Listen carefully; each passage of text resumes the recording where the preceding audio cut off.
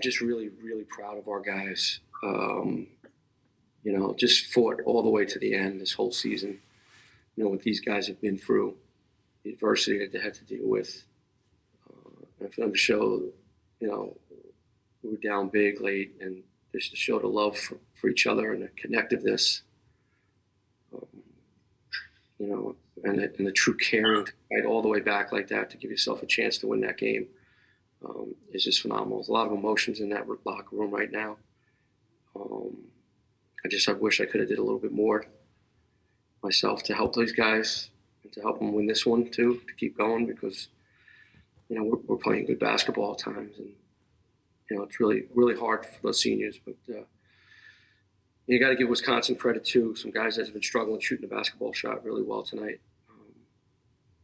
I thought we came out and played really good basketball early, and then we got in foul trouble, and it just turned the whole tide for us at that point with our foul trouble.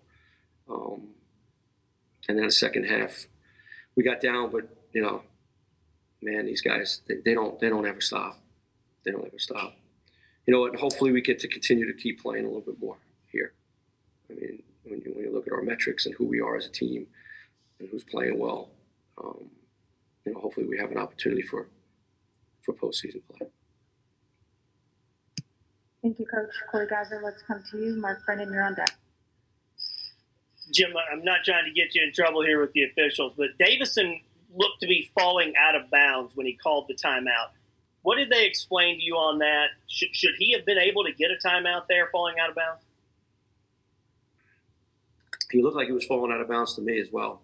They said he had his foot down. Mark Brennan, let's come to you for your question. Ben Jones, you're on deck. Jim, I'm sure it was tough in the locker room, but what do you say to the guys, and what do you say to Sam? I mean, he had such a huge role in you guys getting back into that game and giving you a shot, and then obviously things don't go quite right at the end. So how do you handle that situation as a coach? Told him I love him, appreciate every single one of them, and that we all grew, absolutely all grew from this season.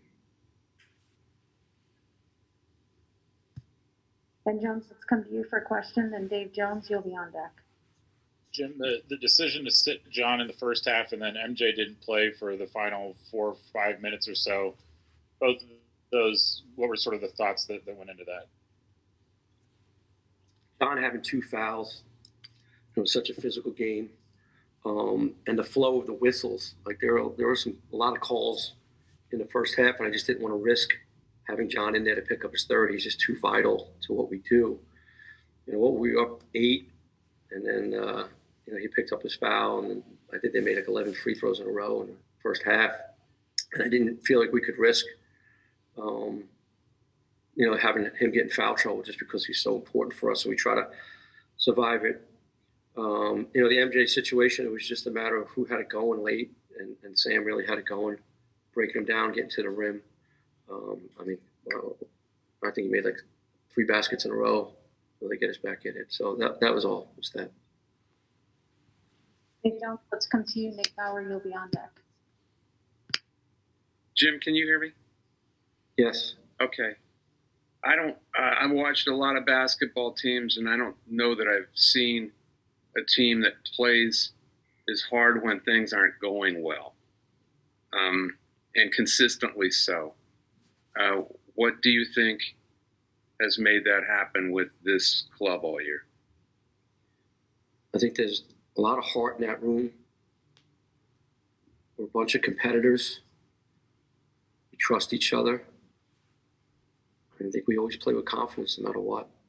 And I think it starts with John and Jamari. These guys got a lot of fight in them, man. And that's why it's so disappointing, because we all just want to keep playing. What do you think you had to do with it? I'm the older guy in the room, just trying to, keep everybody focused, keep everybody present, keep everybody poised, and just trying to make everybody feel good and help them get better every day. That's what a coach does. Nate Bauer, let's come to you for your question. Chris Heidel, you'll be on deck.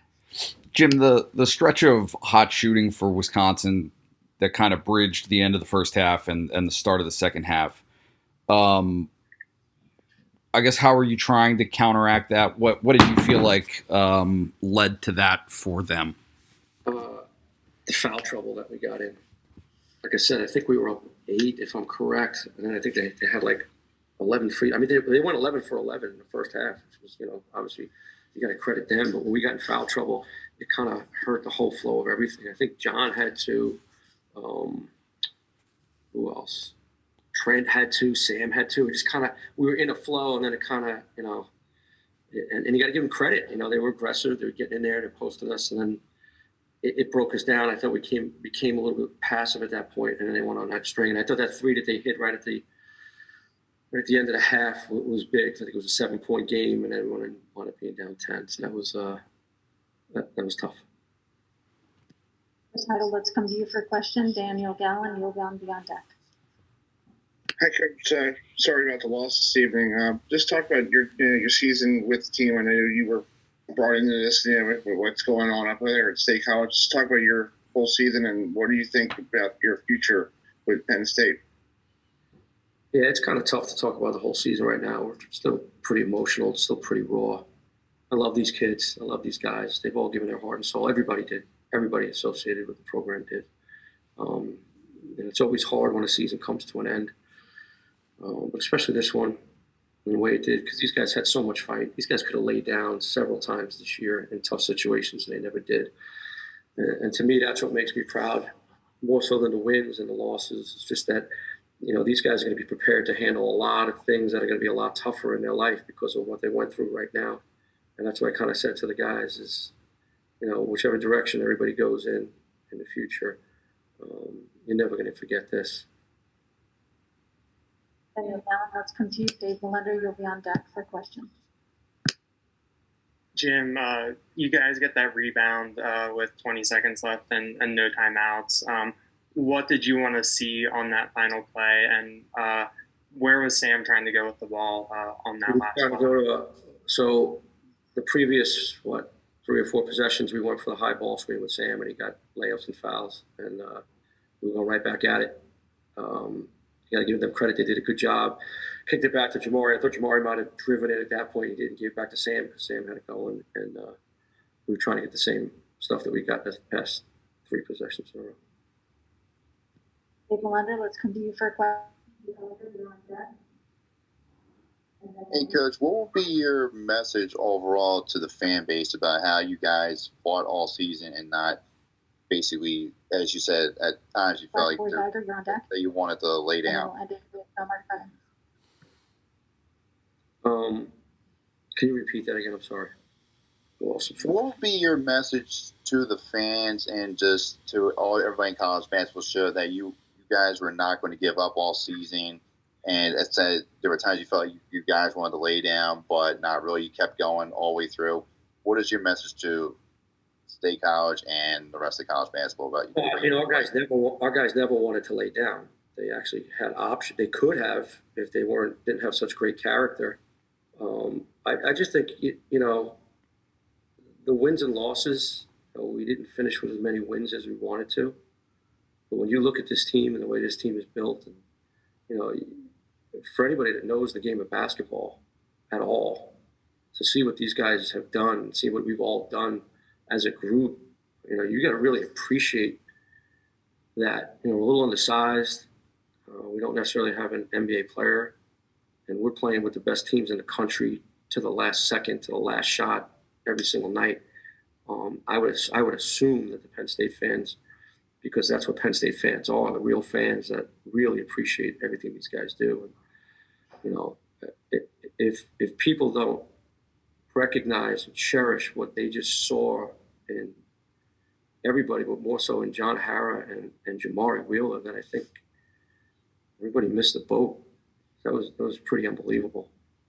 I know I grew as a person by just being around these guys for the past 4 years, and especially this year. So I should be damn proud of these kids, where they represented this program and this university in difficult times.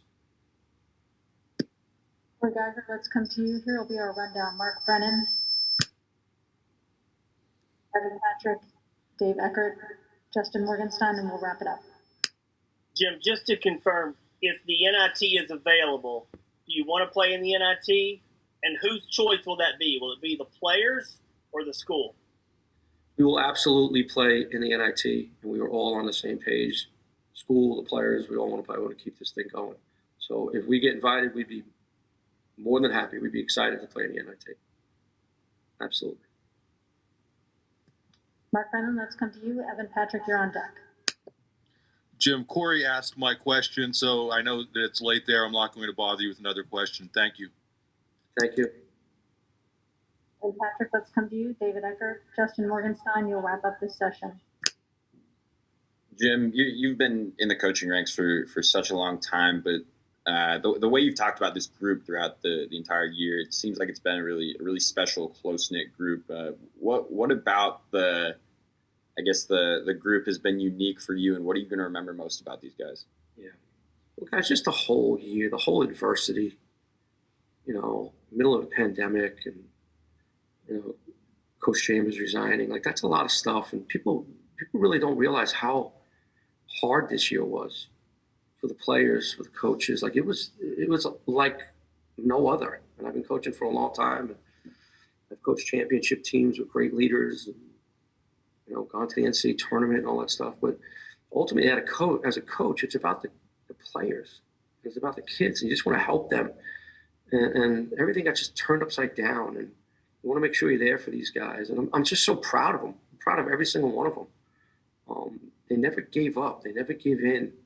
And they were always there for each other, and that's something that's special. And as a coach, that's the stuff that you want to see. That's the stuff that's more important than wins and losses, is that, when these guys leave this program now, they're going to be better for what they've had to gun through and do it together, and realizing, there's going to be worse adversity in their lives than what we had. But for them right now, this is pretty big. And to see them, lean on each other and come together and just open up one another, I think that just shows so much character. And like I said, I'm so proud for these guys. And I'll always be there for these guys forever. Rebecca, let's come to you. Justin Morgenstein, you'll wrap up the session. Jim, you mentioned earlier about, learning some things this season. I'm just wondering, what have you learned from all of this? What can you take away that, will stick with you moving forward here? A lot, but when you're around a guy like John Hara every day, and it's just his approach to life, his approach to how to deal with other people. You guys have heard me speak about him so many times. And Jamari, like I said, these guys could have easily just said, all right, no one thinks we're going to be any good this year. We just pack it in. Like, you're around a bunch of championship people, and it just breeds, success amongst us all. And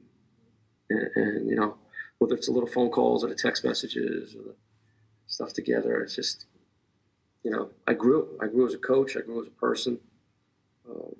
And hopefully I was able to impact these guys' lives as well to help them grow. Justin Morgenstein, let's go to one last question and we'll wrap it up.